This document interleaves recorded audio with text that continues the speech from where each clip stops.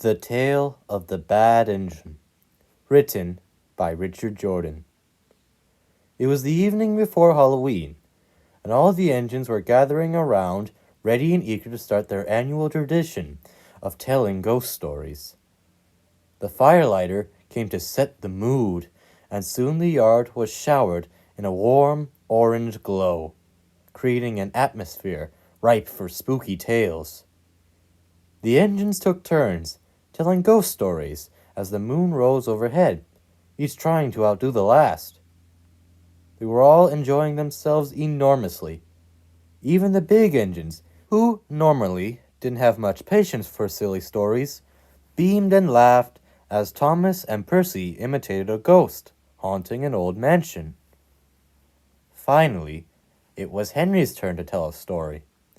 He hesitated for a moment, and curiously looked over to Gordon and Edward, who appeared cautious at first, but then beckoned Henry on.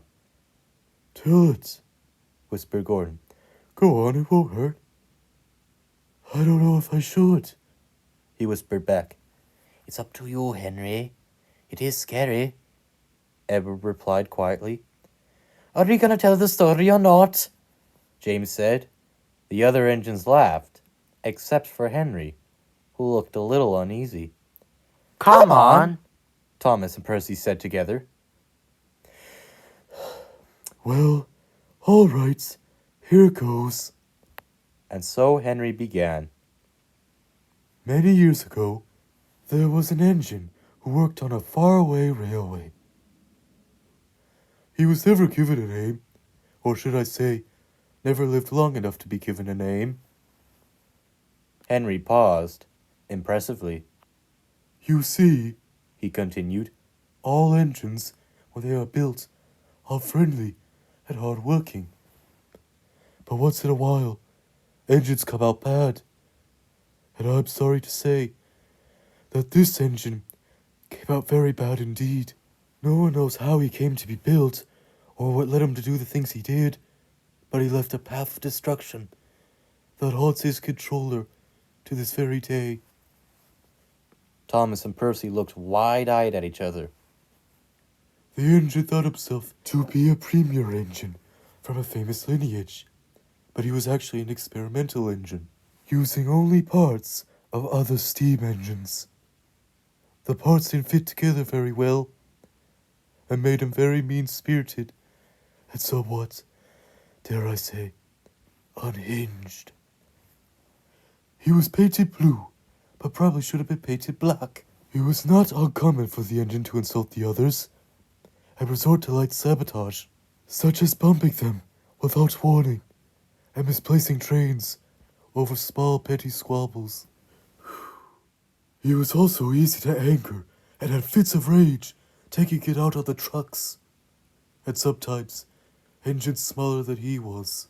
One day, he buffered up to one of these smaller engines, and pushed him through the edge of the turntable well, threatening to knock him in, if he didn't cater to his every whim. Edward suddenly gulped, as if a bad memory had flashed across his mind. The big engines were furious, and confronted him about his awful behavior. "Stop bullying engines smaller than you," they said, but he wouldn't listen. He continued to play spiteful tricks, and threatened that if the big engines ever told the controller about it, he'd make them pay. The two big engines, thoroughly fed up, got up very early one morning, and met the controller at the station. They told him about all the engine, and what he had done, but the controller's hands were tied, since the engine was on loan. "I can't do anything but punch and report to the engine's company," said Henry, mimicking the fictional controller. "What happened then?" asked Toby. "Well, one of the big engines left to take a train, and the other remained at the station, trying desperately to plead their case. It is said that the bad engine was passing through the yard at the time, and saw the big engine. Needless to say, he was immediately suspicious. He confronted the big engine in the yard, and said, "I told you not to tell anyone. You'll get yours." The big engine just laughed, believing the engine, only to be bluffing. Henry suddenly paused, Edward, Gordon, and Henry all looked at each other. Gordon gave a motion of the eyes, encouraging Henry to keep going. But, Henry said, he was most assuredly not bluffing. The next day, the big engine was pulling an express train through the junction, when suddenly, without warning, another engine careened in the back of his coaches. There was an awful noise, as wood, metal, and stone splintered everywhere. But what was worse was as the noise of the wreck subsided, the screams of the passengers inside those coaches became louder and louder and louder. The other engine's eyes were glued to Henry. They didn't dare make a sound. The bad engine, knowing the big engine was just up the line, had intentionally missed a signal and plowed into the back of the express to get even. The sight of it was awful. The 3 rear coaches were smashed to smithereens, and everyone inside those coaches. Henry gulped. Everyone inside those 3 coaches perished. The other engines gasped. The big engine screamed, "You've killed my passengers! You've killed my passengers!" But the bad engine didn't care. He just laughed. The controller came, and seeing the mess, set the engine for scrap.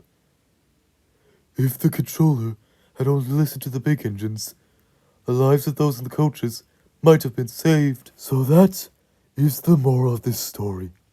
Stand up to evil and fight until the very end, or the evil might just turn you into ghosts. Henry gave a loud whistle, making everyone jump. Wow, Henry, James laughed. That was a twisted story. I might have to keep the light on tonight, said Percy, and everyone laughed. Soon, it was time for the engines to leave the yard, to get a good night's rest. Gordon, Henry, and Edward, however, stayed behind. As soon as the others were out of earshot, Henry sighed and looked very ill. Gordon smiled sympathetically. A fine performance, Henry, though I know that's not an easy story for you to tell. Do you think they knew who we were talking about? Said Edward. The only one who might have known was Thomas, but he was too young at that time to remember, Added Gordon. You think 98462 was actually scrapped? Asked Henry, but Gordon and Edward didn't answer right away. The 3 looked up at the moon, feeling uncertain but hopeful that the bad engine wouldn't come back to haunt them again.